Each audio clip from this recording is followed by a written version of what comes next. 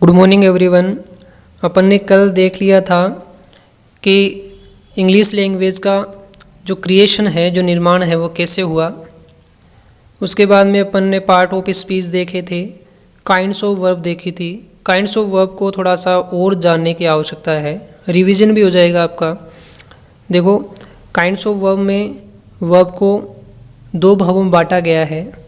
First आपके पास finite और दूसरी है नॉन फाइनाइट। ठीक है, तो जो वर्ब है उसको दो भागों में बांट दिया आपने। जो वर्ब है आपके पास, वर्ब पार्ट है, उसको दो भागों में बांट दिया। पहला कौन सा है? फाइनाइट, और दूसरा कौन सा है? Non finite. इसका नंबर कितना है? 27.5। और नॉन फाइनाइट का कितना है? 10 आपके पास नंबर है। कैसे नंबर कैसे बनेगा? ठीक है, आपके पास इस नॉन फाइनाइट में जो मैंने बताया था कि नॉन फाइनाइट वर्ब कौन सी होती है, जिनका अपना टेंस होता है। अब टेंस किनका होता है? सभी हेल्पिंग वर्ब का टेंस होता है।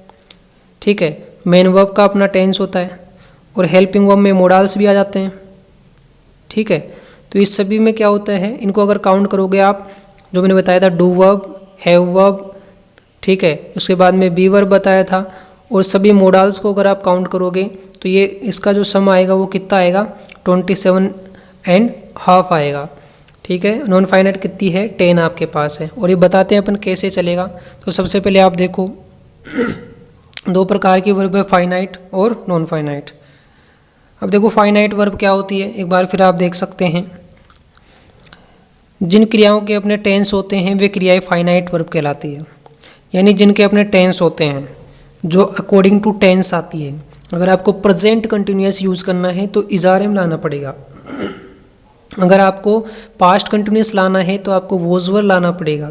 अगर आपको पास्ट परफेक्ट लाना है तो हैड लाना पड़ेगा। इस प्रकार से क्या आती है, सेंटेंस में अपने टेंस के हिसाब से ये हेल्पिंग वर्ब्स आती है, या फाइनाइट वर्ब आती है, या मेन वर्ब आती है। ठीक है, तो फाइनाइट वर्ब ही कौन सी वर्बें हैं? सभी हेल्पिंग वर्बें फाइनाइट वर्बें हैं, सभी मेन वर्बें फाइनाइट वर्बें हैं। एक वर्ब की थर्ड फॉर्म को छोड़ दें आप। ठीक है, तो सभी हेल्पिंग वर्बें, जिसमें मॉडल्स भी शामिल है। आगे बात करें तो ये फाइनाइट वर्बें कौन कौन सी है? फाइनाइट वर्ब देखो, फर्स्ट मेन वर्ब में फर्स्ट फॉर्म जो प्रेजेंट में होती है। ठीक है, और प्लूरल जब सब्जेक्ट होता है आपके पास तब, जैसे मान लो मैंने कहा आई से, ये सेंटेंस लिया आई से। अब आई से क्या है?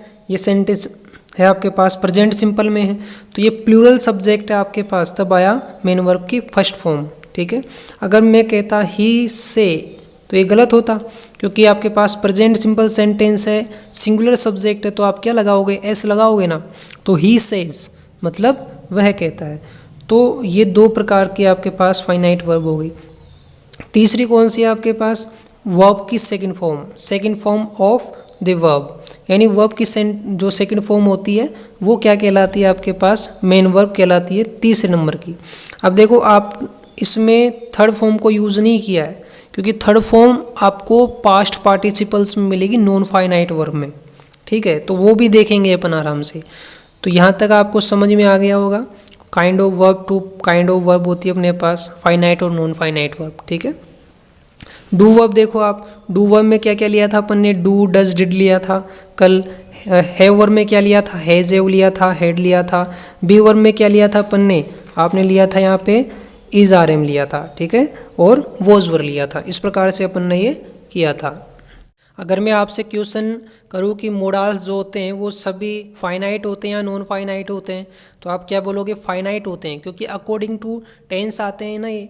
तो इस प्रकार से क्या होते हैं, मोडाल्स भी क्या होते हैं आपके पास? फाइनाइट वर्ब होती है। ठीक है, तो ये फाइनाइट वर्ब, क्योंकि ये हेल्पिंग वर्ब है। ठीक है, हेल्पिंग वर्ब सभी क्या होती है? फाइनाइट वर्ब होती है। अब देखो मोडाल्स आपके पास कितने हैं? यहाँ पे आपके पास 13.5 है, यानी 13.5 आपके पास मॉडल्स है। अब देखो, आधा जो मॉडल है वो कौन सा है? क्वासी मॉडल्स है, या क्वेजाई मॉडल इसे कहते हैं, या क्वाजी मॉडल इसे कहते हैं। ठीक है, तो क्वाजी, क्वेजाई मॉडल आपके पास आधा है। हेड बेटर कहते हैं, जिसे अपन क्या कहेंगे? हेड बेटर मॉडल कहेंगे। ठीक है, इसको थोड़ा हाईलाइट भी कर देते हैं अपन। ये देखो आपके पास हेड बेटर है, वो क्या है? क्वासी मॉडल है। और ये सभी के सभी मॉडल्स हैं, कितने हैं आपके पास, 13.5। देखो अब ये जो मॉडल्स हैं ना वो प्रेजेंट में, पास्ट में, फ्यूचर में सभी में यूज आते हैं, सिंगुलर हो चाहे से प्लूरल सब्जेक्ट हो, कोई सा भी मॉडल आप यूज़ करेंगे। देखो कौन कौन से मॉडल है आपके पास, कैन है, कुड, देखो can, will, shall, may, should, would, could, might, must, dare, need, use to, और टू, ये आपके पास मॉडल्स हैं। ठीक है, आगे अपन बात करेंगे। अब थोड़ी सी और बात है, फाइनाइट वर्ब का अपना सब्जेक्ट होता है, क्योंकि फाइनाइट वर्ब सब्जेक्ट के बिना यूज़ नहीं हो सकती। अगर आप देखो अपना इसका क्या होता है, सब्जेक्ट होता है, जो फाइनाइट वर्ब उसका सब्जेक्ट होता है, सब्जेक्ट के बिना यूज़ नहीं हो सकती। ठीक है, जैसे यहाँ पे एग्जाम्पल के लिए ही सेज टू मी, ये कोई अपने क्या ले लिया, सेंटेंस ले लिया, या ही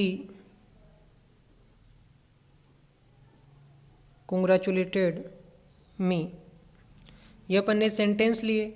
अब इन सेंटेंस में बात करें तो ये जो आपके पास वर्ब्स है वो वर्ब्स क्या है, फाइनाइट वर्ब है।